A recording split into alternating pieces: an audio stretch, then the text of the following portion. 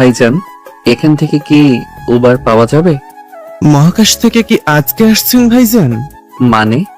মানে এটা আপনার শহর না, এটা গ্রাম। এখানে উবার পাওয়া যায় না, ভ্যান গাড়ি ভাড়া পাওয়া যায়। আচ্ছা, আপনি কোথায় যাবেন? চৌধুরী বাড়ি যাব। চিনেন আপনি? সূর্য বেশ অবাক হলো। লোকটা চৌধুরী বাড়ির নাম শুনতেই তাকে নিজের বাইকের পেছনে উঠতে বলেছে। সূর্য ভাবছিল, যেহেতু বাড়িটা চেনে না, তাই লোকের সাথে যাওয়াটাই উত্তম হবে। তাই লোকটার বাইকে উঠে বসলো। লোকটা বাইক স্টার্ট দিতেই বিকট একটা শব্দ হলো। বেশ পুরনো মডেলের বাইক, দেখে বোঝা যাচ্ছে। হেলে দুলে বাইক চালিয়ে লোকটা যেতে লাগলো। কিছু দূর যেতেই হঠাৎই লোকটা প্রশ্ন করলো, ভাইজান কি ঢাকা শহর থেকে আসছেন? না, আমি লন্ডন থেকে আসছি। মানে কোন কি ভাইজান, লন্ডন থেকে আসতেছেন? তাহলে আপনার গাটকি বচকা কোথায়? গাট্টি বোচকা মানে? মানে বিদেশ থেকে মানুষ আসলে তো কত কিছু নিয়ে আসে। আপনার হাতে দেখতেছি একটাই ব্যাগ। চৌধুরী বাড়িতে গিয়ে কি কাজ? আছে একটু ব্যক্তিগত কাজ। আপনি একটু দ্রুত যান, আমি বড্ড ক্লান্ত। লোকটা আর কথা বাড়ালো না। 20 মিনিটের পরেই পৌঁছে গেল গন্তব্যস্থলে। রাজপ্রাসাদের মতো বাড়ি দেখে অবাক হলো সূর্য। সে ভাবতে পারেনি এত বড় বাড়ি হবে। লোকটা তাকে বাইক থেকে নামিয়ে দিল। সূর্য পকেট থেকে টাকা বের করতে যাবেই তখন লোকটা বলল, আরে মিয়া, ফাজলামি করেন আমার সাথে? আপনি টাকা বের করছেন কেন? জানেন, দাদাজান যদি জানেন আপনাকে বাড়ি পৌঁছে দিয়ে টাকা নিয়েছি, তাহলে আমার ঘাড়ে আর মাথা থাকবে না। আরে কেউ জানবে না, টাকাটা রাখুন। আপনার টাকা আপনি গিলে খান, আমি চললাম। ডাক্তার আপা আমার জন্য অপেক্ষা করছেন। বলেই লোকটা বাইক নিয়ে চলে গেল। সূর্য বেশ অবাক হয়ে বাড়ির ভিতরে গেল। বাড়ির সামনে বিশাল বড় পুকুর, তার পাশ দিয়েই একটা রাস্তা চলে গেছে মূল বাড়ির দিকে। রাস্তার দুই পাশে বেশ সুন্দর করে ফুলের গাছ লাগানো। উঠানের মধ্যে বিশাল একটা বসার জায়গাও করা। সূর্য কিছুটা ভয় নিয়ে বাড়ির দরজায় গিয়ে নক করলো। ঠিক তখনই একজন মধ্যবয়স্ক মহিলা দরজা খুলে দিয়ে তার দিকে অবাক হয়ে তাকিয়ে রইলেন। সূর্য তাকে সালাম দিল। তখন ভদ্রমহিলা প্রশ্ন করলেন, বাবা, কি তুমি আর কাকে চাইছো? জি, আমি প্রতাপ চৌধুরীর সাথে দেখা করতে এসেছিলাম। ও, আব্বাজানের সাথে দেখা করবেন? কিন্তু উনি তো এখন বিশ্রাম নিচ্ছেন। ভিতরে এসে বসো, আমি দেখছি। ভদ্রমহিলা সূর্যকে নিয়ে সোফায় বসালেন।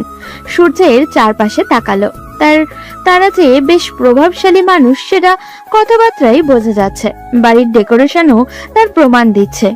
সূর্য সোফায় বসতেই বাড়ির কাজের মেয়ে শরবত নিয়ে তার সামনে আসলো। সূর্য হাসি মুখে সেটা হাতে তুলে নিল। একটু পর 20-22 বছর বয়সী রোগা পাতলা একটা ছেলে হাত ধরে ধরে একজন বয়স্ক লোককে এনে তার সামনে বসালো। সূর্য তাকেও সালাম দিল। বৃদ্ধ লোক সালামের জবাব নিয়ে সোফায় হেলান দিয়ে বসে বললেন, শুনলাম তুমি আমার সাথে দেখা করতে এসেছো। তা কোথা থেকে এসেছো তুমি? জি, আমি লন্ডন থেকে আসছি। প্রতাপ চৌধুরী চোখ মুখ কুঁচকে গেল। এত দূর থেকে তার সাথে দেখা করতে আসছে, এর কারণ কি? তিনি গম্ভীর মুখে প্রশ্ন করলেন, তোমার পরিচয় কি আর আমার সাথে দেখা করার কারণ কি? জি, আমার আম্মা আপনার কাছে পাঠিয়েছেন। আমার নাম সূর্য চৌধুরী, রুদ্র চৌধুরীর ছেলে আমি। কথাটি শুনতেই প্রতাপ চৌধুরী কেসে উঠলেন। তখন সেই রোগা পাতলা ছেলেটা দ্রুত ওনার বুকে মালিশ করতে শুরু করলো আর জোরে জোরে বাড়ির লোকজনকে ডাকতে লাগলো। মুহূর্তের মধ্যেই বসার ঘরটা পুরো জমজমাট হয়ে গেল। কমপক্ষে 10-12 জন মানুষ এসে জমা হলো সেখানে। তার মধ্যে নারীর সংখ্যায় বেশি। সূর্য বেশ হতভম্ব হলো, কিন্তু কিছু বলল না। তখন সেখানে থাকা একজন মধ্যবয়স্ক লোক সূর্যের দিকে তাকিয়ে বললেন, এই ছেলে, তুমি কি এমন বললে যে বাবা এমন চিন্তায় পড়ে গেলেন? প্রতাপ চৌধুরী হাতের ইশারায় থামিয়ে দিলেন সেই লোককে। এরপর সূর্যের দিকে তাকিয়ে বললেন, কি তা তোমার মা তোমাকে এখানে পাঠালো, কিছু বলে দিয়েছে? জি না, তেমন তো কিছু বলেননি। উনি বললেন দেশে এসে চৌধুরী বাড়ির লোকজনের সাথে দেখা করতে। এখানেই নাকি আমার আত্মীয় স্বজন সবাইকে খুঁজে পাবো। আসলে বিদেশে পড়াশোনা শেষ করার পর বেকারি ছিলাম। ছোটবেলা থেকে একা একাই বড় হয়েছি। সবার পরিবার আত্মীয় স্বজন আছে, কিন্তু আমার কেউ নেই। তাই মায়ের কাছে সবসময় জানতে চাইতাম আমার পরিবার কোথায়। তখন মা বলতেন বড় হওয়ার পর জানাবেন। 2 সপ্তাহ আগে আমাকে বললেন এই বাড়ির কথা। এরপর ঠিকানাও দিয়ে দিলেন, তাই দেখা করতে আসলাম। বাড়ির লোকজনের ভিতরে ততক্ষণে কানাঘুষা শুরু হয়ে গেছে। প্রতাপ চৌধুরী চোখ রাঙিয়ে তাকাতেই সবাই যেন চুপ মেরে গেল। তখন প্রতাপ চৌধুরী সূর্যের দিকে তাকিয়ে বললেন, আর মা কখনো বলেনি তুমি কেন তোমার পরিবারের থেকে আলাদাভাবে বিদেশে থাকো? জি না, সেরকম কোনো কথা তো কখনো বলেননি, আর আমিও কখনো জানতে চাইনি। আর বাবা এখন কি করে? কথাটা শুনে সূর্য মাথা নিচু করে ফেলল। প্রতাপ চৌধুরী অবাক হয়ে তাকালেন সূর্যের দিকে। সূর্য মাথা কিছুক্ষণ নিচু করে থাকার পর বলল, আমি কলেজে ওঠার পরে বাবা একদিন হার্ট অ্যাটাকে মৃত্যুবরণ করেন। এরপর আমার মাই আমাকে বড় করেছেন। কথাটা শুনে প্রতাপ চৌধুরী হয়তো আঘাত পেলেন, কিন্তু সেটা তার চেহারায় ফুটে উঠল না। তিনি নিজের গম্ভীর ভাব বজায় রেখে পরিবারের সবার দিকে তাকিয়ে বললেন, তোমরা কি ওকে চিনতে পেরেছো? ও রুদ্রের ছেলে সূর্য। তখন বাড়ির সবাই কিছুক্ষণের জন্য হাঁ হয়ে তাকিয়ে থাকলো সূর্যের দিকে। সেখানে দাঁড়িয়ে থাকা মধ্যবয়স্ক দুইজন লোক একে অপরের দিকে তাকালেন। এরপর প্রতাপ চৌধুরীর দিকে তাকিয়ে বললেন, আব্বা, আপনি ওর সাথে এভাবে কথা বলছেন কেন? ওকে এখনই বাড়ি থেকে বের করে দিন। ও কি জানে না ওর কোনো যোগ্যতা নেই এই বাড়ির ভিতরে প্রবেশ করার? হ্যাঁ আব্বা, আপনাকে একদম ঠিক কথা বলেছি। ওর বাবা আমাদের সম্মান মাটির সাথে মিশিয়ে দিয়ে এরপরে ও কিভাবে এই বাসায় ঢুকলো? সূর্য বেশ অবাক হয়ে দুজনের দিকে তাকালো। তার মায়ের বক্তব্য অনুযায়ী তার বাবার আরো দুই ভাই ছিলেন, একজন আফতাব চৌধুরী আর অন্যজন আকরাম চৌধুরী। আফতাব চৌধুরী সবার ছোট আর আকরাম চৌধুরী সবার বড়। মাঝখানে তার বাবা রুদ্র চৌধুরী। তাদের একজন বোনও আছে যিনি সবার ছোট। সূর্য বুঝতে পারলো এরাই তার দুইটা চাচা। সে অবাক হয়ে দুজনের দিকে তাকালো। তখন প্রতাপ চৌধুরী তার ছেলেদের দিকে তাকিয়ে বললেন, সবাই জানোয়ার হয়ে গেলেও আমি হতে পারি না। আমি জমিদার সূর্যশেখর চৌধুরীর ছেলে প্রতাপ চৌধুরী। লোকে আমাকে আমার মহানুভবতার কারণে চিনে, তাই ও যখন এসেছে তখন তাকে থাকতে দেয়া হোক। বাকি কথা আমি রাতে সবাই বাসায় ফিরলে বলবো। আব্বা, আপনি ভুল করছেন। এই ছেলেকে এখানে রাখা মানে আরেকটা কাল সাপ পোষা। আপনি আপনার ছেলেকে ঠিক এরকম লাই দিয়েছিলেন, আর সে আপনার সম্মান মাটির সাথে মিশিয়ে দিয়ে গেছে। এখন তার ছেলেকে আবার সুযোগ দিয়ে যেটুকু সম্মান অবশিষ্ট আছে সেটাও নষ্ট করতে চাইছেন? চুপ করো আফতাব, তোমার সাহস কি করে হলো? তুমি আমার মুখের উপর কথা বলো। ভুলে যেও না, প্রতাপ চৌধুরী কখনো নিজের কথার বাইরে কারো কথা শুনতে চায় না। রহিম, যা 2 তলার বড় রুমটা ওকে থাকার ব্যবস্থা করে দে। আর বাড়ির সবাইকে বলে দিচ্ছি, আমার কথার বাইরে ওর সাথে খারাপ ব্যবহার কেউ করতে পারবে না। তখন প্রতাপ চৌধুরী সেবায় থাকা সেই রোগা পাতলা ছেলেটা এসে সূর্যের ব্যাগটা হাতে নিয়ে নিল। সূর্য বাড়ির লোকদের দিকে তাকালো। কেউ তার দিকে এখনো অবাক হয়ে তাকিয়ে আছে, আবার কেউ মুখ কালো করে দাঁড়িয়ে আছে। প্রতাপ চৌধুরী কথায় যে সবাই খুশি হননি এটা তাদের মুখ দেখেই বোঝা যাচ্ছে। সূর্য রহিম নামে ছেলেটার পিছন পিছন যেতে লাগলো, কারণ ভ্রমণ আর ক্লান্তির কারণে তার শরীরে একদম নুয়ে এসেছে। এখন সবার আগে বিশ্রামটা খুবই প্রয়োজন। সূর্য রুমে ঢুকতেই অবাক হয়ে গেল। এ তো তার বিদেশে থাকা বিলাসবহুল রুমের থেকেও বড়। সূর্য একের পর এক অবাক হয়ে যাচ্ছে।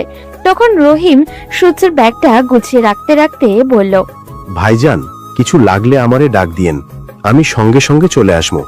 এখন দাদাজানের ঔষধ খাবার সময় হয়েছে, দাদাজানকে ঔষধ দিতে। সূর্য মাথা নাড়িয়ে সম্মতি জানালো। রহিম নামের ছেলেরা বেরিয়ে গেল। সূর্য ওয়াশরুমে গিয়ে ফ্রেশ হয়ে আসলো। না, সবকিছুরই ব্যবস্থা তো ভালোই, কোনো অসুবিধা হয়নি তার। যেই সে বিছানায় গা এলিয়ে দেবে ঠিক তখনই হন্তদন্ত হয়ে একজন মধ্যবয়সী মহিলা রুমের ভিতরে ঢুকলেন। এতক্ষণ ওনাকে দেখেনি সূর্য। উনি এসে কিছু না বলে সূর্যকে জড়িয়ে ধরে কাঁদতে লাগলেন। এরপর গালে কপালে চুমু খেতে খেতে বললেন, আব্বা, আমার বাপজান, তুমি এতদিন কইছিলা? এতটা দিন পর আমাদের কথা মনে হলো তোমার? ছোটবেলায় আদো আদো গলায় তুমি আমাকে ফুপিমণি বলে ডাকতে, সেই ডাক শোনার জন্য আমি এত বছর ধরে অপেক্ষা করছি। কথাটা শুনে সূর্য তার মায়ের কথা মনে হলো। মুখে অজান্তেই মৃদু হাসি ফুটে উঠল, কারণ তার মা আগেই বলে দিয়েছিলেন এই বাড়িতে আর কেউ তাকে আপন না করে নিক বা নাই নিক, একজন আছে যে তাকে আপন করে নেবে, আর সেটা হচ্ছে প্রতাপ চৌধুরীর একমাত্র মেয়ে গুলশান চৌধুরী। ওনার স্বামী বিয়ের 3 বছরের মাথায় নাকি মারা যান। এরপর প্রতাপ চৌধুরী অনেক চেষ্টা করলেও তিনি আর বিয়ে করতে রাজি হননি। ওনার স্বামীকে ভীষণ ভালোবাসতেন তিনি, তাই কোনো সন্তানও হয়নি তার। তাই প্রতাপ চৌধুরী নিজের একমাত্র মেয়েকে নিজের কাছে আগলে রেখেছেন। সূর্য এতক্ষণ তার ফুপির পাগলামি দেখছিল। এতদিন পর তার নিজের মানুষগুলোকে সে আপন করে পেয়েছে। ভীষণ আনন্দ হচ্ছিল তার। সে তার ফুপিকে জড়িয়ে ধরে বলল, এই তো ফুপি, আমি এসে গেছি। আবার তোমাকে জ্বালাবো? আমি আম্মার কাছ থেকে আপনার অনেক গল্প শুনেছি। ওরে আমার বাবাটা রে, তোমার আম্মা কি তোমার সাথে আসেনি? না, আম্মাকে অনেক রিকোয়েস্ট করেছি, কিন্তু উনি আসতে চাননি। আম্মা বলেছেন এই বাড়ি নাকি শুধু আমার, ওনার কোনো অধিকার নেই এই বাড়িতে ঢোকার। কথাটা শুনে গুলশান চৌধুরী হঠাৎই চুপ হয়ে গেলেন, কিন্তু পরেক্ষণেই আবারও মুখে হাসি ফুটিয়ে বললেন, আচ্ছা আব্বা, তুমি অনেক দূর থেকে এসেছো, বিশ্রাম করো। ফুপি তোমার জন্য খাবারের ব্যবস্থা করছে। সূর্য সম্মতি জানাতেই তিনি রুম থেকে বেরিয়ে গেলেন। ওদিকে আফতাব চৌধুরীর রুমে বসে আছেন আকরাম চৌধুরী এবং আফতাব চৌধুরীর স্ত্রী রেমানা চৌধুরী আর আকরাম চৌধুরীর একমাত্র ছেলে সিয়াম চৌধুরী। আফতাব চৌধুরী নিজের বড় ভাইকে উদ্দেশ্য করে বললেন, ভাই, আমার এই বিষয়টা কিন্তু ভালো লাগছে না। যত দ্রুত সম্ভব এই ছেলেকে বাড়ি থেকে তাড়াতে হবে, তা না হলে আমাদের জন্যই ও কাল হয়ে দাঁড়াবে। তুই এটা চিন্তা করছিস, আমি তো আরেক বিষয় নিয়ে চিন্তিত। ছেলেটা এসে বলল ও রুদ্রের সন্তান, আর আব্বাও সেটা বিশ্বাস করে নিল। এই ছেলেটা তো ধোঁকাবাজও হতে পারে। তখন আফতাব চৌধুরীর স্ত্রী রেমানা চৌধুরী বললেন, তোমরা যাই বলো, এই ছেলে আসল হোক বা নকল, ওকে যত দ্রুত সম্ভব বাড়ি থেকে তাড়াতে হবে, না হলে এই বিশাল সম্পত্তির আরো একটা ভাগ করতে হবে। এমনিতেই আব্বাজান সবকিছু গরিব অসহায়দের দিয়ে দিচ্ছে, এর মধ্যে যদি আরেকটা ভাগ করতে হয় তাহলে আমাদের সন্তানেরা কি পাবে? সেটাই তো চিন্তা করছি রুমানা। আচ্ছা দেখি, আমি আমার বাবাকে যত দূর জানি এত সহজে সবটা মিলে নিবে না। যেই ছেলে তার মুখে চুলকানি মাখিয়ে দেশ ছেড়ে পালিয়েছিল, সেই ছেলেকে এত সহজে ক্ষমা উনি করবে না। আজকে রাতে তো বাবা বললো কথা বলবে, দেখি আজ রাতে কি সিদ্ধান্ত হয়। ওদিকে আকরাম চৌধুরীর স্ত্রী আয়েশা চৌধুরী রান্নাঘরে কাজের মেয়েদেরকে এটা ওটা দেখিয়ে দিচ্ছিলেন। তখনই হততন্ত হয়ে গুলশান চৌধুরী রান্না করে ঢুকলেন। তারপর আয়েশা চৌধুরীকে উদ্দেশ্য করে বললেন, ভাবি তাড়াতাড়ি সরো, আজ আমি নিজের হাতে আমার আব্বার জন্য রান্না করব। কতদিন পর ছেলেটাকে দেখলাম, সে আদো আদো গলায় কথা বলতো। তখন দেখেছিলাম, আজ এত বড় হওয়ার পর আবার দেখলাম। আমি ওর জন্য রান্না করব। এই বাড়ির সবচেয়ে নরম স্বভাবের মানুষ কথা যদি বলতে হয় তাহলে আয়েশা চৌধুরী তাদের মধ্যে উপরের সারিতে থাকবেন। তিনি কখনোই বাড়ির ঝামেলার মধ্যে জড়াতে চান না। সবাইকে আপন করে আগলে রেখেছেন তিনি।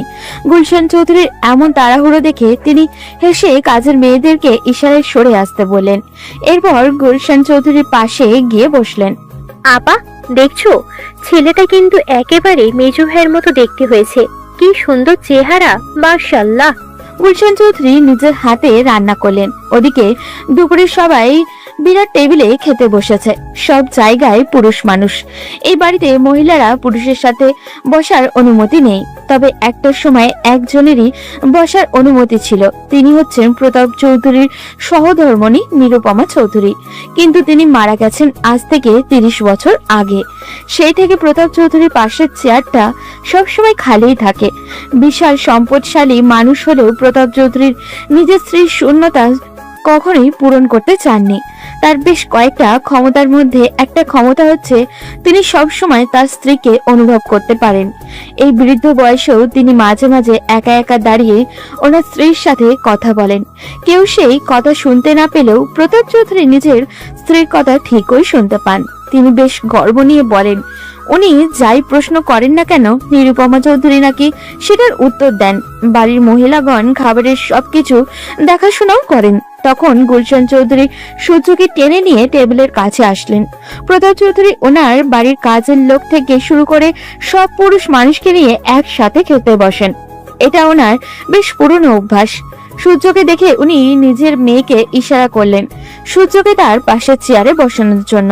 সঙ্গে সঙ্গে টেবিলে থাকা সবার হাত থেমে গেল, কারণ গত 30 বছরে প্রতাপ চৌধুরী কখনোই কাউকে নিজের পাশের চেয়ারে বসাননি, এমনকি নিজের ছেলে মেয়েকেও না। তাহলে হঠাৎই সূর্যকে কেন বসাতে বলছেন? গুলশান চৌধুরী বাবার ইশারায় খুশিতে আত্মহারা হয়ে সূর্যকে ওই চেয়ারে বসালেন। নিজের হাতে প্লেটে খাবার তুলে দিলেন। সূর্য একবার খাবার মুখে নিচ্ছে তো আরেকবার তার দিকে তাকাচ্ছে। সবাই কেমন যেন রোবটের মতো তাকাচ্ছে। প্রতাপ চৌধুরী খাবার শেষে বিশ্রাম করতে চলে গেলেন। তখন সূর্য আবার নিজের রুমে ফিরে আসলো। ওদিকে গ্রামের ছোটখাটো একটা হাসপাতাল, বিশাল লম্বা লাইনের রোগী দেখতে দেখতে ক্লান্ত হয়ে এক তরুণী ডাক্তার নিজের কেবিন থেকে বের হলো। কিন্তু বাইরে আসতে একটু চক্ষু চড়ক গাছ, কারণ সে যে লোকটাকে নিজের কাজের জন্য রেখেছিল সেই লোকটা একজন বৃদ্ধ মহিলার হাতে থাকা প্রেসক্রিপশনটা দেখে এটা ওটা বলছে। মেয়েটা একটু এগিয়ে যেতেই শুনলো, শোনো বুড়ি, তোমার যে সমস্যা সেটা খুবই গুরুতর। তোমার ওপরে টিকিট চলে এসেছে। তোমাকে এখন বললে তুমি হার্ট অ্যাটাক করে মারা যাবে। তোমার নাতনির নাম্বার দাও, আমি ওকেই বলবো। ডাক্তার সাহেব, আমার চিকিৎসাটা করবেন না? পিছন থেকে আলিশার কণ্ঠ শুনে সোহেল হতভম্ব হয়ে যায়। এরপর নিজেকে স্বাভাবিক করে হাসি মুখে বলে, আরে আপা, আমি তো মজা করছিলাম, আপনি এটাকে সিরিয়াসলি দিয়ে দিলেন। এরকম মজার কাহিনী আমি অনেকবার শুনেছি সোহেল ভাই, তুমি আর ভালো হলে না। এখন চলো তাড়াতাড়ি, দাদাজান আমার জন্য অপেক্ষা করছে। হ্যাঁ হ্যাঁ আপা, চলেন। আলিশা সোহেলের পিছন পিছন যেতে লাগলো।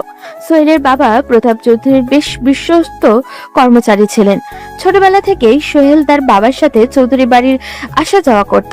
সোহেলের বাবা মারা যাওয়ার পর প্রতাপ চৌধুরী সোহেলের দেখাশোনা করেন।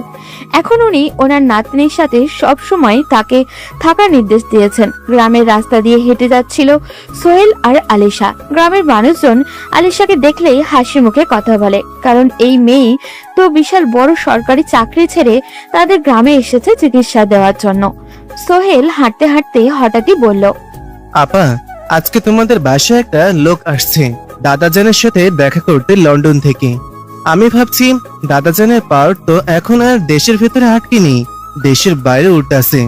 মানে লন্ডন থেকে কে দাদুর সাথে দেখা করতে আসলো?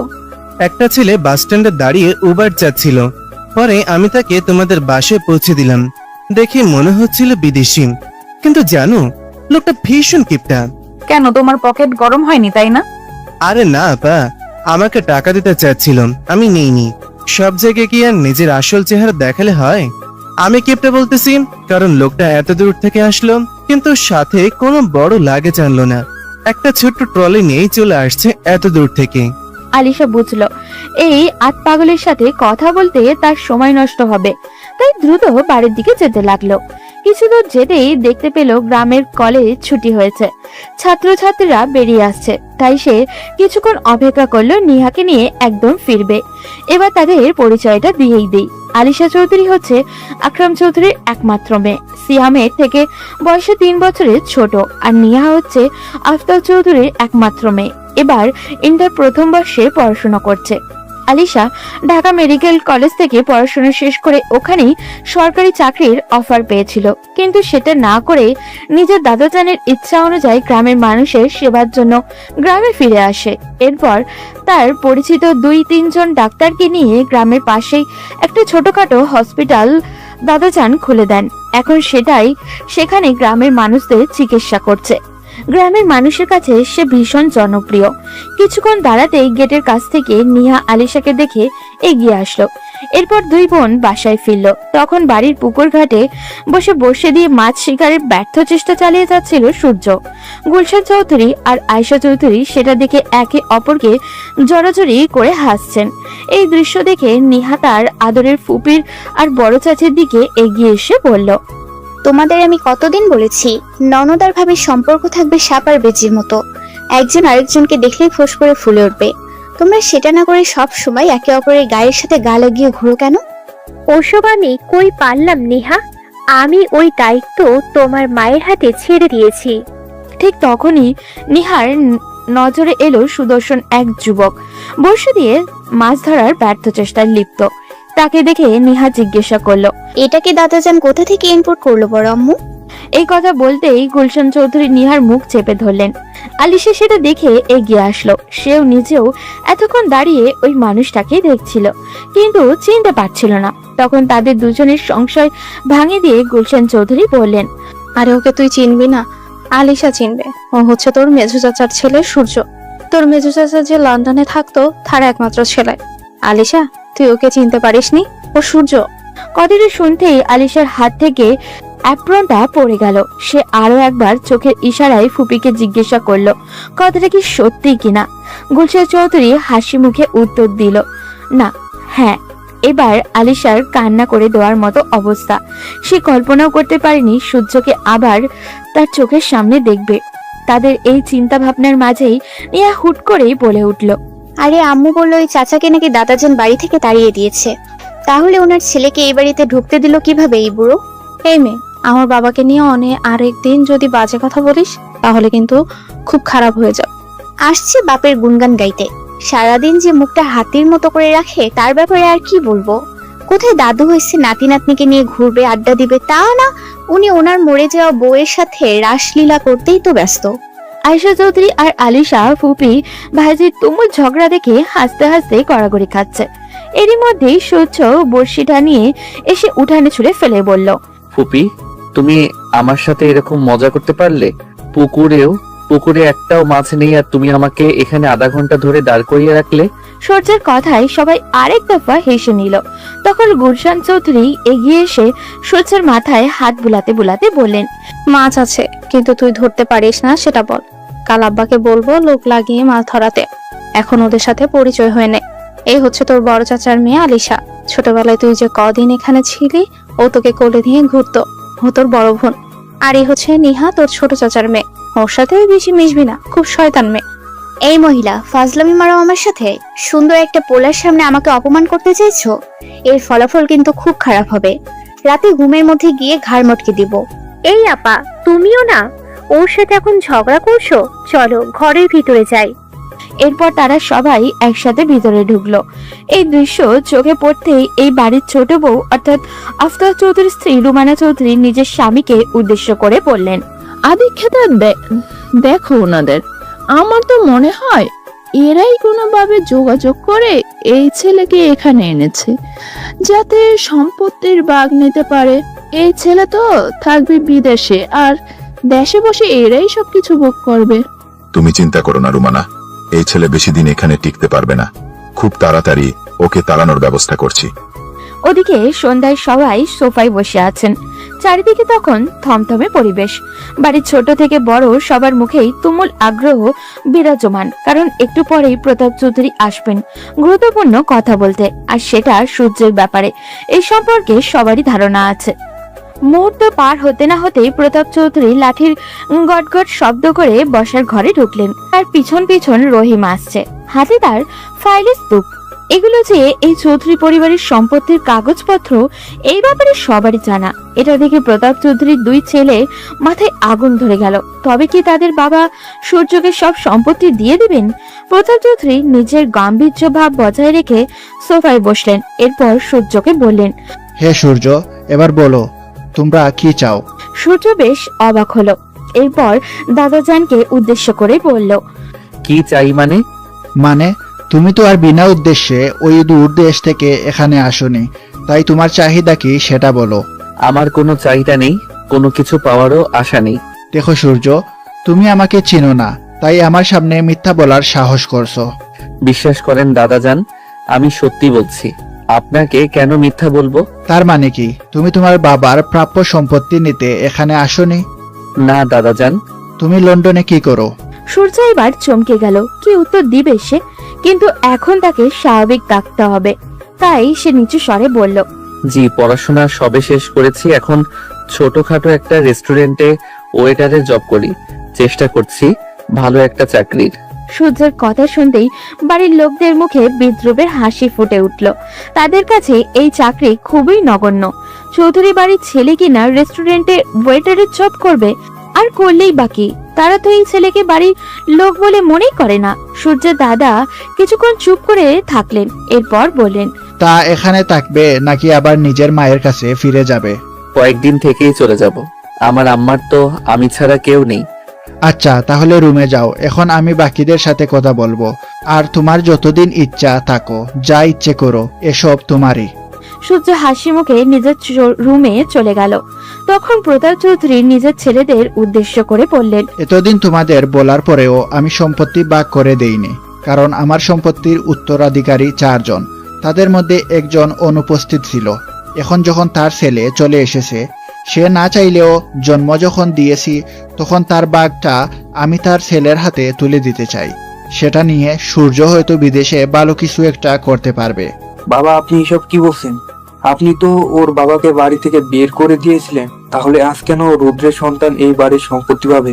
হ্যাঁ বাবা, আমরা কেউ চাই না ওই লোকটার কোনো অস্তিত্ব এ বাড়িতে থাকুক। আমরা ওকে ঘৃণা করি।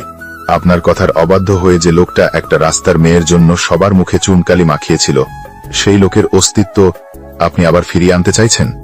প্রতাপ চৌধুরী খুব বুদ্ধিমান মানুষ। তিনি চুপচাপ কিছুক্ষণ ছেলেদের আপত্তি শুনলেন। তিনি জানেন তার এই দুই ছেলে খুবই স্বার্থপর। নিজেদের স্বার্থ ছাড়া তারা কিছুই বোঝে না। এমনকি তাদের একমাত্র বোনকেও যখন প্রতাপ চৌধুরী এই বাড়িতে রাখার সিদ্ধান্ত নিয়েছিলেন, তখন তারা আপত্তি করেছিলেন। তাই তিনি কিছুক্ষণ চুপ করে থাকার পর বললেন, তোমরা কি ভাবছো, যদি সূর্য ফিরে না আসতো তাহলে রুদ্রের সম্পত্তি আমি তোমাদের হাতে তুলে দিতাম? কখনোই না। আমি এই সম্পত্তি গরিব অসহায় মানুষদের মাঝে বিলিয়ে দিতাম। আমি কারো হকের উপর হাত দিতে চাই না। সন্তান হিসেবে যখন জন্ম দিয়েছি, আমি স্বীকার করি আর না করি, এটা ওর প্রাপ্য ছিল। যেহেতু ওর সন্তান বিদেশে কষ্ট করছে, আমার উচিত ওর প্রাপ্য ওকে বুঝিয়ে দেওয়া। কিন্তু বাবা, আজ পর্যন্ত আপনি আমাদের কথার কোনো মূল্যায়ন করেন। ছোটবেলায় থেকে আপনি যা বলেছেন তাই শুনে এসেছি, কিন্তু আপনার কাছে কখনো ঠিক মূল্যায়নটা পাইনি। আপনি সব সময় আমাদেরকে এক চোখে আর রুদ্র ও তার পরিবারকে আরেক চোখে দেখে এসেছেন। এই কথা শুনে প্রতাপ চৌধুরী ভীষণ রেগে গেলেন। তিনি কখনো নিজের সন্তানদের মধ্যে কাউকে আলাদা চোখে দেখেননি। এরপরেও নিজের বড় ছেলের মুখ থেকে এমন কথা শুনে তিনি বেশ রেগেই বললেন। প্রতাপ চৌধুরী এমন রাগী চেহারা দেখে তারা দুইজন ভড়কে গেলেন। উঠে যাওয়ার সময় প্রতাপ চৌধুরীর ছোট ছেলে আফতাব চৌধুরী বাবার দিকে আরো একবার ফিরে তাকিয়ে বলল, এই কাজটা আপনি একদম ঠিক করলেন আব্বা। আমরা কখনোই আপনার কথার অবাধ্য হতে চাইনি, কিন্তু আপনি আজ যেটা করলেন তাতে আমাদেরকে বাধ্য করছেন আপনার সাথে তর্ক করতে। বলেই তারা দুই ভাই সেখান থেকে চলে গেল। আকরাম চৌধুরী ঘরে এসে দুই ভাই ঢুকতেই পেছন পেছন সিয়াম আর রোমানা চৌধুরীও প্রবেশ করলো। রোমানা চৌধুরী ঘরে ঢুকতেই বলল, আমি আগেই বলেছিলাম এই ছেলে কোনো সাধারণ উদ্দেশ্য নিয়ে এখানে আসেনি। এবার হলো তো, আর কত অপেক্ষা করবে? না, এখন আর মেনে নেওয়া যাচ্ছে না ভাইজান। কিছু একটা করো ভাইজান। বাবা দিনের পর দিন আমাদেরকে আমাদের প্রাপ্য অধিকার থেকে বঞ্চিত করে আসছে। এর একটা প্রতিবাদ আমাদেরকে করতেই হবে। আকরাম চৌধুরী ভাবনায় পড়ে গেলেন। তিনি বুঝতে পারলেন না কি করা উচিত। তার স্ত্রী কখনোই তাকে এইসব ব্যাপারে সহযোগিতা করেনি, বরং তার ছোট ভাইয়ের বউ সবসময় তার পাশে থেকেছে। তখন রোমানা চৌধুরী ভয়ঙ্কর একটা কথা বলে উঠলেন, যদি আপনারা কিছু করতে না পারেন তাহলে একটা সময় দেখা যাবে আমাদের এই বাড়ি ছাড়তে হতে পারে। এই বৃদ্ধ লোক যতদিন বেঁচে থাকবে আমাদেরকে আপনাদের অধিকার থেকে বঞ্চিত করেই যাবে। না, আর কেউ আমাদেরকে দমিয়ে রাখতে পারবে না। যদি আমরা আমাদের সম্পত্তি না পাই, তাহলে দরকার হয় আব্বার বিরুদ্ধে নামবো। এরপরেও এই সম্পত্তির 3 নাম্বার কোনো ভাগ হবে না। হ্যাঁ ভাইজান, এটাই তো আমরাও চাই। আমাদের হাতে সব সময় কম। আপনি একা নন, সিয়াম আছে, আমি আছি, আমাদের ভাই আছে। আমরা সবাই মিলে লড়াই করব। আব্বাজান আর কতদিন বাঁচবে? আর এই ছেলে বিদেশে পড়াশোনা করেছে। যদি আইনি ঝামেলায় যায় তাহলে কিন্তু আরো বড় সমস্যা তৈরি হবে। ওকে ওইসব ঝামেলায় যাওয়ার সুযোগই দেওয়া যাবে না। এর আগেই ওকে শেষ করে ফেলতে হবে। আর চুপ করে থাকলে হবে না। সিয়াম, তুই তো সারাদিন এলাকার বাজে লোকেদের সাথে ঘোরাফেরা করিস। তুই আমার সন্তান। আমি জানি তুই কোথায় যাস আর না যাস, সব খবরই আমার কাছে আছে। তাই এইসব ব্যাপারে না বললে এখন বল, কেউ আছে যে এই ছেলেকে শেষ করে ফেলতে পারবে? এই কথা শুনতেই সিয়াম বেশ চমকে গেল। বাবার মুখ থেকে এই প্রথম কাউকে মেরে ফেলার কথা শুনেছে। সে জানে তার বাবার কিছুটা নেশাপানি করার অভ্যেস আছে, কিন্তু এই রকম কাউকে মেরে ফেলার কথা বলবে ভাবতেও পারেনি সিয়াম। কিন্তু এখন এটা তাদেরকে অধিকারের প্রশ্ন, তাই সে বলল, আমার মাথায়ও ওর নামই ঘুরপাক খাচ্ছিল। ভাইজান, তুমি ওকে দিয়েই কাজটা করাও, এতে করে আমাদেরকে আর কোনো ঝামেলা পোহাতে হবে না। তাহলে কালকে দুপুরে ওকে আমাদের দোকানে নিয়ে আয়, ওর সাথে কথা বললেই সবকিছু ঠিকঠাক করতে হবে। ওদিকে বিছানায় শুয়েই ফোন হাতে নিতেই মায়ের কয়েকটা মিস কল দেখে হাসি মুখে কল ব্যাক করলো সূর্য। ফোন দিতে না দিতেই তার মা সেটা রিসিভ করলো। মায়ের কণ্ঠ শুনে হাসি মুখে বলল, আসসালামু আলাইকুম আম্মা, আপনার শরীর ভালো আছে? হ্যাঁ আব্বা, আমি একদম সুস্থ আছি। তা তোমার ওই দিকের খবর কি? সবকিছু ঠিকঠাক? যাওয়ার পর একটা বার ফোন দিয়ে কিছু জানালে না। তুমি জানো না আমি কতটা চিন্তায় থাকি তোমাকে নিয়ে। আসলে আম্মা, এখানে এত ব্যস্ত ছিলাম আপনাকে কল করার আর সময়ই পাইনি। জীবনে এই প্রথমবার মনে হচ্ছে আমি পরিপূর্ণ। সব দিকে আমার আপনজন কত আদর করে আমাকে। এই কথা শুনে নীলিমা চৌধুরী অবাক হয়ে গেলেন। তিনি হতভম্ব হয়ে প্রশ্ন করলেন, মানে কি বুঝলাম না। ওখানে যাওয়ার পর কোনো ঝামেলা হয়নি? ওরা তোমাকে কিছু বলেনি? না আম্মা, এমন তো কিছু হয়নি। ওরা সবাই আমাকে আপন করে নিয়েছে। একটু আগে দাদাজান বলল, যতদিন ইচ্ছা থাকো, এই সব কিছুই তো তোমার। সত্যি তোমার দাদু এই কথা বলেছে? হ্যাঁ আম্মা, দাদাজান খুব ভালো মনের মানুষ, আমাকে ভীষণ আদর করে। ছেলের মুখে কথাগুলো শুনে আবেগে আপ্লুত হলেন নীলিমা চৌধুরী। কঠিন হৃদয়ের মানুষটি কি আর নেই? প্রতাপ চৌধুরী কি আগের মতো আর কথায় কথায় নিজে বন্দুক বের করেন না? এই সব চিন্তায় তিনি মগ্ন হলেন। তখন সূর্য মায়ের কণ্ঠস্বর শুনতে না পেয়ে বলল, আম্মা, আপনি কি লাইনে আছেন? হ্যাঁ আব্বা, আমি তাহলে এখন রাখি। ও আচ্ছা, তোমাকে যে একটা জিনিস দিয়েছিলাম ওইটা কি আসল লোকের হাতে দিয়েছো? না আম্মা, এখনো ওনার সাথে আমার তেমন কথাই হয়নি, তবে কালই পৌঁছে দিব। আচ্ছা ঠিক আছে। আর তোমার ম্যানেজার আসছিল আজ, তুমি নাকি বলছো 1 সপ্তাহের মধ্যে ফিরে আসবে? আপনি যেভাবে এই বাড়ির লোকদের বর্ণনা দিয়েছিলেন তাতে তো মনে হচ্ছিল 2 দিনও টিকতে পারবো না। সেই জন্য রাহাতকে বলে এসেছিলাম 1 সপ্তাহের মধ্যেই ফিরে আসব। কিন্তু এখানে এসে তো যেতেই মন চাচ্ছে না। সবাই আপনার কথা জিজ্ঞাসা করছে। এখন চিন্তা করছি কয়েকদিন পরেই ফিরবো। ছেলের এমন কথায় হাসলেন নীলিমা চৌধুরী। এই বাড়ির মানুষগুলো ভীষণই স্বার্থপর আর অহংকারী, কিন্তু আজ ছেলের মুখের কথা শুনে মনে হচ্ছে মানুষগুলো পরিবর্তনশীল। এই বাড়ির মানুষগুলো হয়তো পরিবর্তন হয়েছে, না হলে তার ছেলের পছন্দ হবে এমন মানুষ পাওয়া খুবই দুষ্কর। নিজের হাসি বজায় রেখে নীলিমা বললেন, আমার ছেলেকে কি এমন জাদু করলো ওনারা যে এখন আসতে যাচ্ছে না? তেমন কিছু না আম্মা, আপনি চিন্তা করবেন না, আমি খুব তাড়াতাড়ি ফিরে আসবো। আচ্ছা আব্বা, তোমার যেদিন ইচ্ছা সেদিন ফিরে এসো, কোনো সমস্যা নেই। আর আমি আদিলকে বলে দিব, ও তোমার ম্যানেজারের সাথে দেখা করে সব বুঝিয়ে দেবে।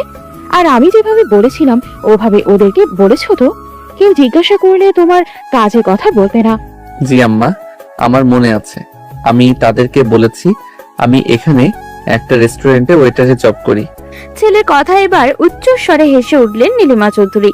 তার এত উচ্চ শিক্ষিত ছেলে কিনা ওয়েটারে জব করবে? এরপর মা ছেলে কিছুক্ষণ খুনসুটি করে ফোন কেটে দিলেন। মায়ের ফোন কেটে বারান্দায় গিয়ে দাঁড়ালো সূর্য। এরপর রাহাতকে কল করলো। রাহাত ফোন ধরতেই বলল, স্যার, আপনি তো বলেছিলেন 1 সপ্তাহের মধ্যেই ফিরে আসবেন। সেই জন্য আমি ওই এরিয়ান কোম্পানির সাথে মিটিংটা আগামী সপ্তাহে ঠিক করে ফেলেছি। ওরা তো চলেও আসবে আগামী সোমবার, কিন্তু ম্যাডাম বললেন আপনার নাকি ফিরতে দেরি হবে। হ্যাঁ, প্রথমে ভাবছিলাম ফিরে যাব, কিন্তু এখানে এসে মনে হচ্ছে কিছুদিন থাকতে হবে। তুমি এক কাজ করো, ওই মিটিংটা ক্যান্সেল করে দাও। স্যার, আপনি মিটিং ক্যান্সেল করবেন? হ্যাঁ, আপনি করতেই পারেন, কিন্তু আমার ভীষণ মায়া হচ্ছে ওদের জন্য। ওই কোম্পানির একজন ডিরেক্টর নিজে এসেছিলেন মিটিংটা কনফার্ম করার জন্য। প্রায় 2 মাস ধরে ওনার নিয়মিত কন্ট্রাক্ট চালিয়ে যাচ্ছেন। ওনাদেরকে না করে দেওয়া ভালো দেখায় না স্যার। তাহলে কি করব রাহাত? আমি তো এখন ফিরতে পারবো না। স্যার, আপনি বললেন আমরা একটা প্রাইভেট ফ্লাইট বুক করতে পারি। আপনি এসে মিটিং অ্যাটেন্ড করে আবার ফিরে গেলেন। না, সেটা সম্ভব না, কারণ আমি ওখানে গেলে আবার কাজের ঝামেলায় ফেসে যাব। আমি এখন কিছুদিন কাজের ঝামেলা থেকে ফ্রি থাকতে চাই। তুমি এক কাজ করো, তুমি ওদের সাথে কথা বলে মিটিংটা বাংলাদেশে নিয়ে আসো। আমি তোমাদেরকে ঠিকানা দিচ্ছি, এখানকার আশেপাশে কোথাও চলে আসো। মিটিংও হয়ে যাবে আর গ্রামের ঘোরাঘুরিও হয়ে যাবে। তোমরা তো অনেক দিন থেকে বলছিলে একটা ট্রিপ অ্যারেঞ্জ করতে।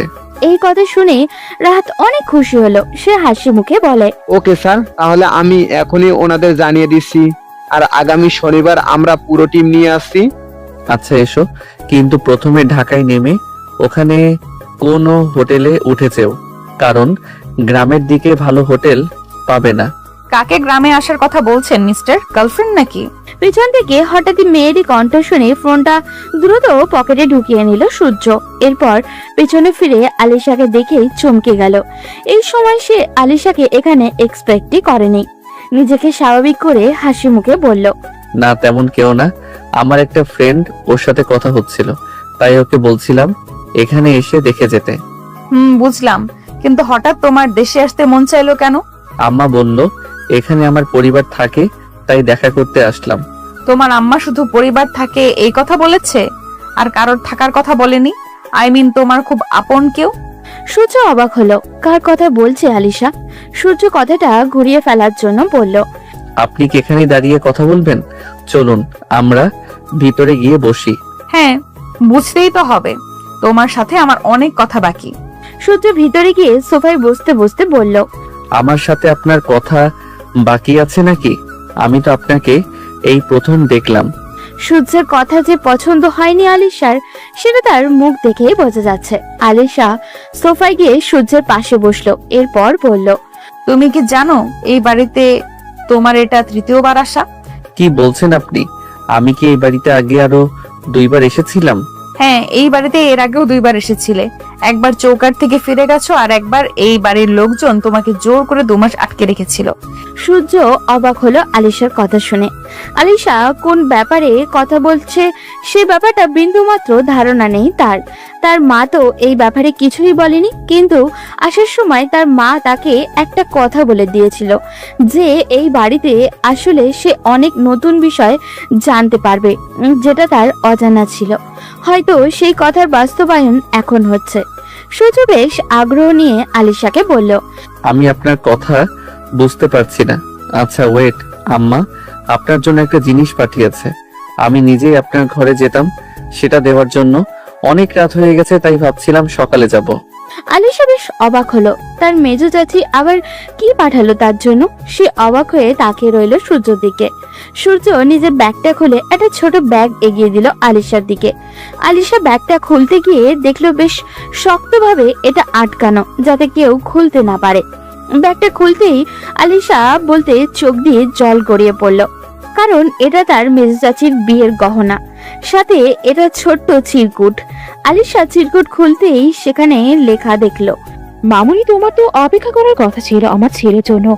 আমার জানি না অপেক্ষা করেছো কিনা, যদি করে থাকো তাহলে নাও, পাঠিয়ে দিলাম তোমার জিনিস তোমার কাছে। এখন পারলে আটকে রেখো, আর না পারলে আমাকে দোষারোপ করো না। আমি তোমাকে সুযোগ দিলাম, আর আমি চাই তুমি নিজে থেকেই আমার ছেলেকে সব সত্যি কথা বলবে। এই বাড়িতে শুনশান ছাড়া, গুলশান ছাড়া অন্য কেউ আমার ছেলেকে সত্যটা জানাবে না, সেটা আমি জানি। গুলশান এখন কোথায় আছে সেটাও তো জানা নেই, তাই এই দায়িত্বটা তোমাকে দিলাম। আমি আমার সূর্যকে অতীত সম্পর্কে বিন্দুমাত্র জানতে দেইনি। যদি তোমার মনে হয় আমার ছেলেকে সত্যটা জানানোর দরকার, তাহলে তুমি নিজে থেকেই সত্যটা ওকে জানিয়ে দিও। এতে তোমাদের সবার ঘৃণার পাত্রী তোমার মেজো চাচি। চিরকুট পরে আলিশা মুচকি হাসলো। সূর্য হয়তো বম্বের মতো সব দেখছিল। মেয়েটা একবার কান্না করতে তো একবার হাসছে, কিন্তু এর কারণটা কি সেটা বোধগম্য হলো না তার। এই প্রশ্ন করলো, কি এমন জিনিস আছে এটার ভিতরে যে আপনি এটা দেখে একবার কাঁদেন তো আরেকবার হাসেন? পাগল টাগল হলেন নাকি? হ্যাঁ, পাগল তো হয়েছি, কিন্তু কেন হয়েছে সেটা জানার আগে নিজের অতীত সম্পর্কে তোমার জানা দরকার। তোমার কি জানতে ইচ্ছে করে না কেন তুমি এই সুন্দর পরিবার ছেড়ে এত দূরে থাকো? সূর্য বেশ খুশি হলো। সে এটাই জানতে চাইছিল, কিন্তু কাউকে জিজ্ঞাসা করতে পারছিল না, কারণ এই বাড়িতে সে ফিরে আসার অনেকে যে অখুশি হয়েছে সেটা বোঝার মতো ক্ষমতা তার আছে। বিশেষ করে তার দুই চাচা যে ভীষণ বিরক্ত সেই ব্যাপারে তার স্পষ্ট ধারণা হয়ে গেছে, কিন্তু সেটার কারণ জানতো না। আজ যখন সুযোগ পেয়েছে সব জানার, তাহলে সেটা কোনোভাবেই হাতছাড়া করবে না সে। আপনি আমাকে সত্যি বলবেন? হ্যাঁ, এবার শোনো, আমি তোমার থেকে বয়সে 5 বছরের বড়। সবকিছু যে নিজের চোখে দেখেছি তা কিন্তু নয়, তবে এমন মানুষের কাছ থেকে শুনেছি যারা কখনোই মিথ্যা বলে না। আজ থেকে 27 বছর আগের ঘটনা। তখন মেঝো চাচা অর্থাৎ তোমার বাবা রুদ্র চৌধুরী ঢাকা থেকে ডাক্তারি পড়ে সবেমাত্র গ্রামে ফিরেছেন। দাদাজান এই বাড়ির প্রথম কোনো সন্তান, যাকে এই এলাকার বাইরে পড়তে পাঠিয়েছিলেন দাদা। অনেকের আপত্তি থাকলেও দাদাজানের মুখের ওপর কথা বলার সাহস কারো ছিল না। আমার আব্বা তখন পড়াশোনা ছেড়ে দাদাজানের সাথে ব্যবসায় সহযোগিতা করছিলেন। আর ছোট চাচা তো পড়াশোনাও করতেন না, আবার কাজও করতে চাইতেন না। তোমার আব্বা পড়াশোনা নিয়ে ভীষণ মনোযোগী ছিলেন, তাই দাদাজান তোমার আব্বাকে অনেক স্নেহ করতেন। ওনার ইচ্ছে ছিল মেঝো চাচা গ্রামের মানুষদের বিনা পয়সায় চিকিৎসা করবেন। গ্রামে তখন প্রায় মানুষের চিকিৎসার অভাবে মারা যাচ্ছিল। দাদাজানের ইচ্ছা অনুযায়ী মেঝো চাচাও সেই কাজে শুরু করলেন। গ্রামের মানুষ থেকে ভীষণ সম্মান করত। তখনও আমি সবে হাঁটতে শিখেছি। এই গল্পগুলো মায়ের কাছ থেকেই শোনা। একদিন গ্রামের একটা বাড়ি থেকে চাচার কাছে লোক আসে। চাচা ওই বাড়িতে গিয়ে দেখেন বাড়ির কর্তা ভীষণ অসুস্থ, কিন্তু সেই বাড়ির কর্তার একমাত্র মেয়েকে তার ভীষণ পছন্দ হয়ে যায়। তারা গোপনে নাকি মাঝে মাঝে দেখাও করতেন। এই খবর গ্রামে কানাঘুষা হতো, কিন্তু কেউ অভিযোগ করার সাহস পেত না। এর মধ্যেই হঠাৎ একদিন ওই অসুস্থ ব্যক্তির মৃত্যু হয়ে যায়। ওনার মেয়ে নিজের মাকে নিয়ে ভীষণ অসহায় হয়ে পড়ে। এদিকে মেঝো চাচাকে বাসা থেকে বিয়ের জন্য চাপ দিতে শুরু করে দাদাজান। তো একদিন সাহস করে মেঝো চাচা সবার সামনে ওই মেয়ের নাম প্রস্তাব করেন, কিন্তু মেয়ের বাবা মারা গেছে, আর বেঁচে থাকলেই বা কি হতো। ওই লোক ছিলেন সামান্য একজন কৃষক মানুষ, আর চাচা হলেন জমিদার পুত্র। দাদাজান কোনোভাবেই এই সম্পর্ক মেনে নিতে চাইছিলেন না, তাই ওই পরিবারকে চাপ দিতে শুরু করেন মেয়েকে অন্যত্র বিয়ে দেওয়ার জন্য। এই সময় শুরু হয় দাদাজান আর মেঝো চাচার মধ্যে ভীষণ ঝামেলা। এক পর্যায়ে কাউকে কিছু না জানিয়ে মেঝো চাচা ওই মেয়েকে বিয়ে করেন। এখনই গ্রামে এরকম বিয়ে হলে মানুষ নানা কথা বলে, আর সেটা তো তখন 3 দশক আগের কথা। তখন দাদাজান গ্রামের লোকদের হাসির পাত্রে পরিণত হন। সেই সব সহ্য করতে না পেরে দাদাজান আগুন দেন ওই মেয়ের বাড়িতে, আর মেঝো চাচা আর তার বউকে বাড়ি থেকে তাড়িয়ে দেন। মেঝো চাচা ওই যে হারিয়ে গেলেন নিজের বউ আর শাশুড়িকে নিয়ে, তাকে আর খুঁজে পাওয়া গেল না। এরপর কেটে গেল প্রায় 3টে বছর। হঠাৎ একদিন মেঝো চাচা আবার হাজির হলেন দাদাজানের কাছে। অনেক কাকুতি মিনতি করলেন, কিন্তু জমিদার পুত্রের মন গলল না। তখন মেঝো চাচার কোলে ছিল ওনার একমাত্র সন্তান রাহুল, কিন্তু দাদাজান আবার তাদেরকে তাড়িয়ে দিলেন। তখন চাচাজান নিজের অধিকার ফিরে পাওয়ার জন্য মামলা করে বসলেন নিজের জন্মদাতা পিতার বিরুদ্ধে। সবাই নিষেধ করলেও তিনি আবার গ্রামে একটা ছোট্ট বাড়িতে থাকতে শুরু করলেন। এই কথাগুলো বলেই থামলো আলিশা। সূর্যের আগ্রহের পরিমাণ যেন হাজারো গুণ বেড়ে গেল। নিজের বাবার ব্যাপারে এসব জেনে কিছুটা মর্মাহত হলো, কিন্তু তাকে সত্যিটা জানতেই হবে। তাই আবারও আলিশাকে প্রশ্ন করলো, এরপরে কি হলো? দাদাজান কি আবার ওই বাড়িতে আগুন দিলেন? আর আব্বুর যদি আরেকটা ছেলে হয়ে থাকে, তাহলে আমার সেই ভাই কোথায়? সূর্যের এমন প্রশ্নে আলিশা সশব্দে হাসলো। সূর্য অবাক হলো, কিন্তু বিপরীতে কোনো কথা বলল না। আলিশা নিজের হাসি থামিয়ে বলল, আগে তো আমার পুরো কথা শোনো। দাদাজান আর তোমার আব্বার মধ্যে ঝামেলা চললো মাত্র 2 বছর। এই সময় গ্রামের মানুষের মধ্যে এই পরিবার নিয়ে আঙুল তোলার সাহস উঠে গেল। 2 বছর তোমার আব্বা গ্রামেই ছিলেন। দাদাজান বুঝলেন এভাবে নিজের ছেলেকে থামাতে পারবেন না তিনি। সেই জন্য ভয়ঙ্কর এক পরিকল্পনা করলেন। তখন আমি 6 কি 7 বছরের বয়সের হব। একদিন হঠাৎ দাদাজান মেঝো চাচার ছেলে রাহুলকে কোলে করে বাসায় নিয়ে আসলেন। বাড়ির সবাই তো বেশ চমকে গেল। তখন দাদু জানালেন তিনি নিজের রক্তকে এই বাড়িতেই রাখবেন এবং মেঝো চাচাকে নিজের সন্তানকে মেরে ফেলার ভয় দেখিয়ে এই মামলা তুলে নিতে বাধ্য করবেন। এরপর বেশ কয়েকদিন মেঝো চাচাকে একের পর এক হুমকি দেওয়া হলো। ওনার স্ত্রী তো পুরো পাগল হয়ে গেলেন নিজের সন্তান হারিয়ে। উনি ভাবলেন দাদাজান হয়তো রাগে ওনার ছেলেকে মেরে ফেলবে, কিন্তু দাদাজান বাসায় আসলে অদ্ভুত এক কাণ্ড করতেন। তিনি মেঝো চাচার ছেলেকে নিয়ে হাতে খাওয়াতেন, এমনকি নামটাও পাল্টে দিলেন। আমাদের বংশের সবচেয়ে প্রভাবশালী মানুষ দাদাজানের বাবা জমিদার সূর্য শেখর চৌধুরীর নামের সাথে মিলিয়ে রাহুলের নাম রাখলেন সূর্য। মানে আপনি সত্যি বলছেন? হ্যাঁ, আমি এতক্ষণ যার কথা বলছিলাম সে আর কেউ না, তোমার মা। আর রাহুল নামে যে ছেলেটার কথা বলছিলাম সেটা হচ্ছে তুমি। তোমাকে দাদাজান ফুপির কাছে রাখছিল। তুমি সারা দিন মায়ের জন্য কান্না করতে, তাই ফুপি তোমাকে কোলে নিয়ে হাঁটতো। ওই সময় আমি সারাক্ষণ তোমার খেয়াল রাখতাম। বাড়ির প্রত্যেকটা লোক সারাক্ষণ চিন্তায় থাকতো তোমার না নজর লেগে যায়। তুমি ছিলে ভয়ঙ্কর সুন্দর। কিন্তু এরপর কি হলো? আমি কিভাবে এই বাড়ি থেকে গেলাম? আব্বা কি ভয়ে মামলা তুলে নিয়েছিল? হ্যাঁ, মামলা তুলে নিয়েছিল, কিন্তু এরপরও দাদাজান তোমাকে দিতে চাইছিল না। কারণ 3 সপ্তাহ এখানে থাকার পর তুমিও ফুপির সাথে মানিয়ে নিয়েছিলে। মায়ের জন্য কান্না করা প্রায় বন্ধ হয়ে গিয়েছিল। সারা দিন বাড়ির এক মাথা থেকে অন্য মাথায় দৌড়ে বেড়াতে আর আধো আধো গলায় কথা বলতে। তোমার আব্বু একটা প্ল্যান করেন। তিনি সব সময় উৎ পেতে থাকতেন কখন তোমাকে নিয়ে বাড়ির বাহিরে যাওয়া যায়। স্বাভাবিকভাবে বাচ্চাদের টিকা দিতে নেওয়া হয়। আমি আর ফুপি গিয়েছিলাম তোমাকে টিকা দেওয়ার জন্য গ্রামের প্রাইমারি স্কুলে। ফুপি এখানে গিয়ে গল্প করতে করতে ব্যস্ত ছিল গ্রামের মহিলাদের সাথে। তখন হঠাৎ করে আমার কোল থেকে তোমার আম্মা তোমাকে নিজের কোলে তুলে নেয়। আমি দিতে চাইছিলাম না, তখন তিনি আমাকে বলেছিল বড় হলে তোমাকে একেবারে আমার কাছে দিয়ে দিবেন, আমার সাথে তোমাকে বিয়ে দিবেন। আমি তখন এসব বুঝতাম না। আমি ভেবেছিলাম তখন দিয়ে দিলে হয়তো একেবারে তোমাকে পেয়ে যাব, তাই তোমাকে আম্মার হাতে তোমাকে তুলে দিয়েছিলাম। যখন সব জানাজানি হলো তখন সবাই আমাকে অনেক বকাবকি করে, কিন্তু ছোট ছিলাম বলে এক সময় সবাই থেমে যায়। সেই যে চাচাজান গেলেন আর ফিরে আসলেন না। এরপর খবর পেলাম তিনি লন্ডনে চলে গেছেন। এই হচ্ছে তোমার অতীতের কাহিনী। এরপর থেকে দাদাজান মেজো চাচার কথা শুনেই ভীষণ রেগে যায়। তবে আমি সবচেয়ে বেশি অবাক হয়েছি কেন জানো? কেন? তোমার আম্মা এতদিন পরেও সেই কথা মনে রেখেছে। এই যে চিরকুট দেখতে পাচ্ছ, এইটাতে উনি লিখে দিয়েছেন যাতে তোমাকে পারলে আমার কাছে রেখে দেই। আর এই গয়না দেখতে পাচ্ছ, এগুলো বিয়ের সময় তোমার আব্বা তোমার আম্মাকে দিয়েছিল। সূর্যের মাথা ঘুরতে শুরু করলো। তার কাছে সবকিছু স্বপ্নের মতো মনে হচ্ছে। এই বাড়িতে তার এত বড় অতীত পড়ে আছে সে কল্পনাও করতে পারেনি। সূর্য চুপচাপ মাথা নিচু করে বসে রইল। হঠাৎই আলিশা তার হাত চেপে ধরে বলল, আমি এতদিন বিয়ে করিনি কেন জানো? আমার বিশ্বাস ছিল তুমি ফিরে আসবে। সবাই আমাকে পাগল বলতো। বাবা মা অনেকবার জোর করে আমার বিয়ে ঠিক করে, কিন্তু আমি নিজেই সেটা ভেঙে দিয়েছি আর অপেক্ষা করেছি। বিশ্বাস করো, আমি তোমাকে অনেক বেশি ভালোবাসি। ওই বাল্যকালে তোমার মধ্যে কি এমন ছিল যেটা আমি আজও ভুলতে পারিনি। সূর্য অবাক হয়ে গেল আলিশার কথা শুনে।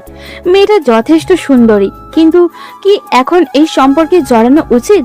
যদি এই পরিবারের লোকজন তাকে এখানে থাকতে না দেয়, আর সে কোনোভাবেই এখানে থাকতেও পারবে না, কারণ লন্ডনে তার সবকিছু। সে আলিশার থেকে নিজের হাতটা ছাড়িয়ে নিতেই আলিশা কান্না করতে শুরু করলো। এটা দেখে সূর্য তাকে সান্ত্বনা দিয়ে বলল, প্লিজ আপনি কান্না করবেন না। আমি আপনার মনের অবস্থাটা বুঝতে পারছি। আমার দিকটাও একটু ভেবে দেখুন। আর এখন আম্মার সাথে কথা বলা খুব জরুরি।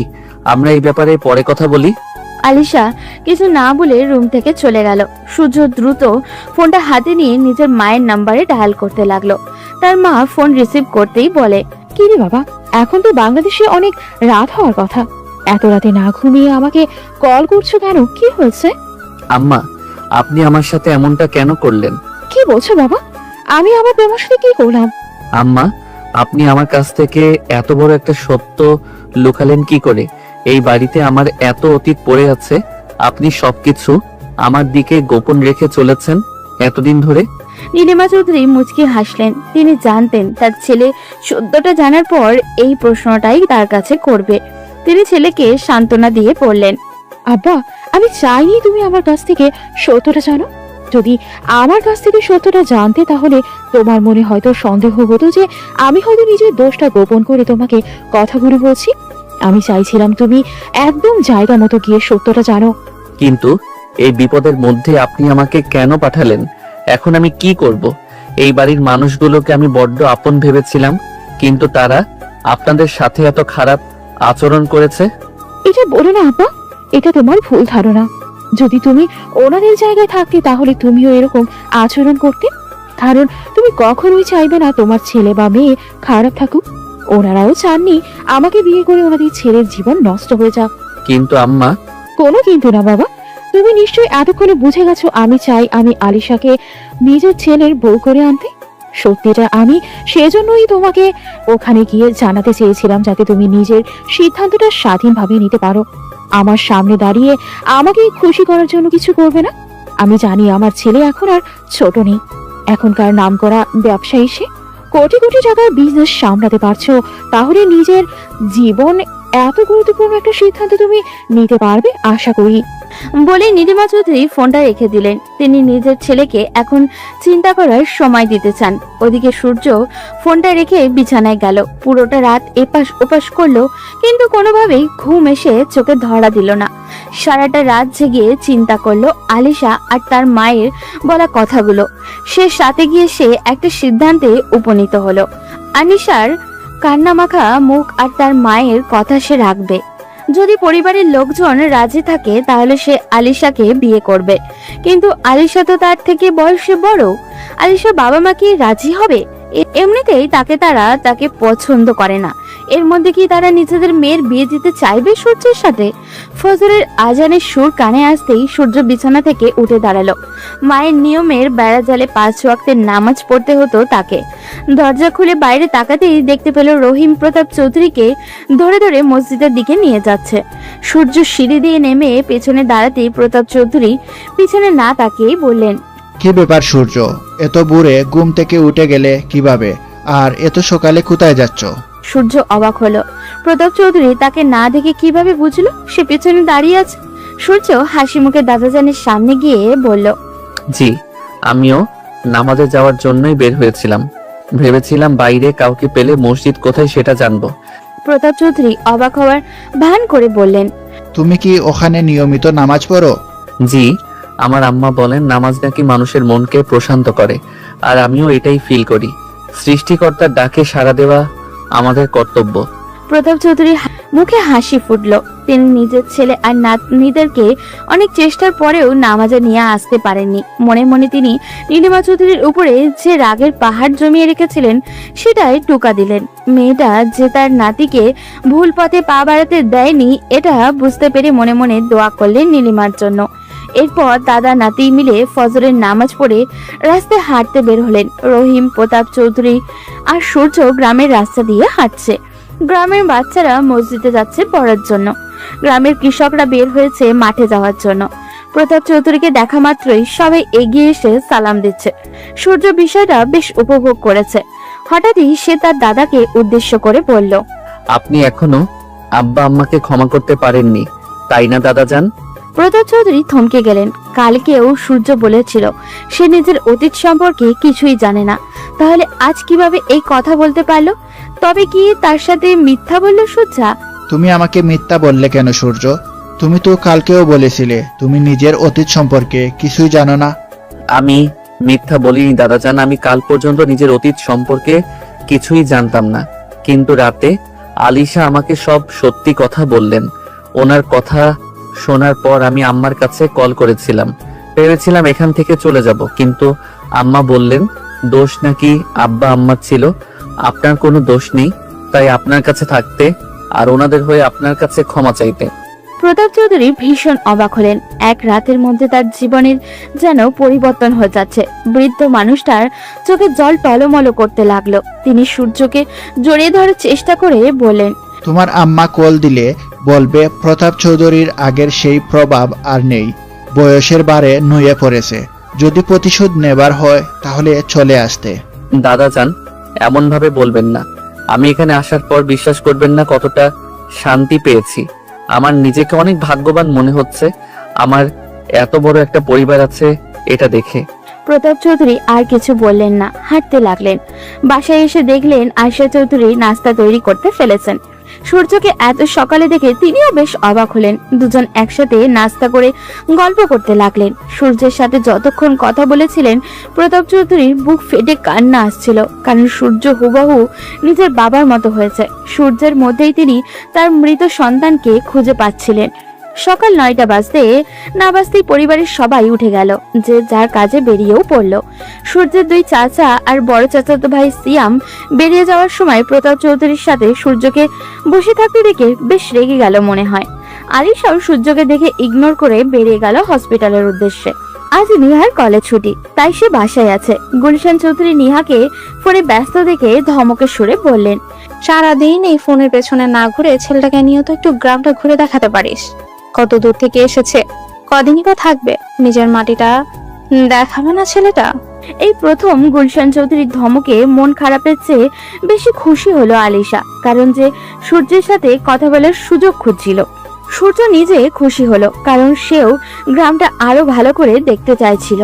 এরপর তারা দুইজন বেরিয়ে গেল গ্রামে ঘোরার জন্য। বেশ অনেকক্ষণ নিহার সাথে পুরো গ্রাম ঘুরে দেখলো সূর্য। দেখতে দেখতে কেটে গেছে 5 দিন। আজ শুক্রবার। এই 5 দিনে আলিশার সাথে সূর্যের টুকটাক কথা হয়েছে বইকি।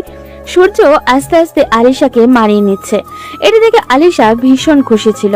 দুপুরে গ্রামের এক লোকের মেয়ের বিয়েতে দাওয়াত খেতে গিয়েছিল নিহা, আলিশা আর সূর্য, সাথে সোহেলও ছিল। তারা বেশ মজা করে বিয়ের অনুষ্ঠান শেষ করে ফিরতে ফিরতে প্রায় সন্ধ্যা হয়ে গিয়েছিল। তারা গ্রামের রাস্তা দিয়ে হেঁটে যাচ্ছিল। হঠাৎ করে নির্জন একটা জায়গায় এসে কিছু লোক তাদেরকে ঘিরে ফেললো। সবাই মুখে কাপড় বেঁধে, হাতে ধারালো অস্ত্র। সবাই ভীষণ ভয় পেয়ে গেল। হঠাৎ করেই লোকগুলো সোহেল আর সূর্যকে মারতে শুরু করলো। তাদের মধ্যে থাকা দুজন লোক শক্ত করে আলিশা আর নেহাকে ধরলো। এরপর ওখানে থাকা একটা লোক ইশারা করলো। এইটাই তো বলেছিল, এই বিদেশি মালটাকে দ্রুত নিয়ে গাড়িতে উঠা। কেউ চাইলেও প্রতিবাদ করতে পারলো না, কারণ হামলাকারীরা সংখ্যায় অনেক বেশি ছিল। সোহেল রক্তাক্ত অবস্থায় মাটিতে পড়ে আছে। আলিশা আর নিহাকে ধাক্কা দিয়ে রাস্তায় ফেলে দেওয়া হলো। এরপর গাড়ি নিয়ে তারা চলে গেল। আলিশা কান্না করতে শুরু করলো। নিহা গিয়ে সোহেলকে ধরলো। অনেক কষ্টে তারা সোহেলকে নিয়ে বাড়ি ফিরলো। বাড়ি আসতেই প্রতাপ চৌধুরী বসার ঘর থেকে উঠে দাঁড়ালেন। এরপর জিজ্ঞাসা করলেন, কি হয়েছে দাদুভাই, তোমাদের এই অবস্থা কেন? আর রাহুলকে এভাবে মারলো কে? আলিশার কান্নার কারণে বারবার হেঁচকে উঠছিল। সে কথা বলতে পারছিল না প্রায়। তখন নিহা কাঁদতে কাঁদতে প্রতাপ চৌধুরীর কাছে গিয়ে বলল, দাদাজান, হঠাৎ করে আমরা ফেরার সময় কিছু লোক আমাদের উপর আক্রমণ করে। ওরা সূর্য ভাইকে ধরে নিয়ে গেছে। আমরা বাধা দেয়া আমাদেরকেও মেরেছে। নিহার মুখে এমন কথা শুনে প্রতাপ চৌধুরী ভীষণ রেগে গেলেন। তিনি নিজের হাত মুষ্টিবদ্ধ করলেন। তখন আকরাম চৌধুরী এগিয়ে এসে তাচ্ছিল্য করে বললেন, আব্বা, আমি আপনাকে আগেই বলেছিলাম এই ছেলেকে বাড়িতে ঢুকতে দিবেন না। দেখলেন তো, আমার তো মনে হয় এই ছেলেটা কোনো ঝামেলা করছিল, এরপর পালানোর জন্য এখানে এসে আশ্রয় নিয়েছে। হ্যাঁ আব্বা, যারা বারবার ঝামেলা করে তাদেরকে আপনি কেন বাড়িতে জায়গা দেন? ওর বাবা একটা ঝামেলা করে পালিয়ে গিয়েছিল, এখন তার ছেলে এসে আমাদের পরিবারটাকে অশান্ত করতে চাইছে। প্রতাপ চৌধুরী রেগে বললেন, তোদের লজ্জা করছে না এরকম কথা বলতে? ও কি তোদের রক্তের না? একটা ছেলে এত বড় বিপদে পড়েছে, কিভাবে ওকে বিপদ থেকে উদ্ধার করা যায় সেটা চিন্তা না করে ওকে নিয়ে বাজে কথা বলছিস? গুলশান চৌধুরী নিজের রুমে ছিলেন। সিঁড়ি দিয়ে নামতে নামতে পুরো কাহিনী দেখলেন। তিনি দৌড়ে নিজের বাবার কাছে এসে কান্না করে বললেন, আব্বা, কে করলো এমন কাজ? ছেলেটা 2 দিন হলো না এ বাড়িতে এসেছে, এর মধ্যে এত বিপদ, বড় বিপদ হলো কিভাবে? আপা, আপনারা একটু বেশি চিন্তা করতেছেন। দেখেন, হয়তো নিজের বাবার মতো কোনো মেয়ের পিছু নিয়েছিল, সেজন্যই মেয়ের পরিবার ওকে মারতে আসছে।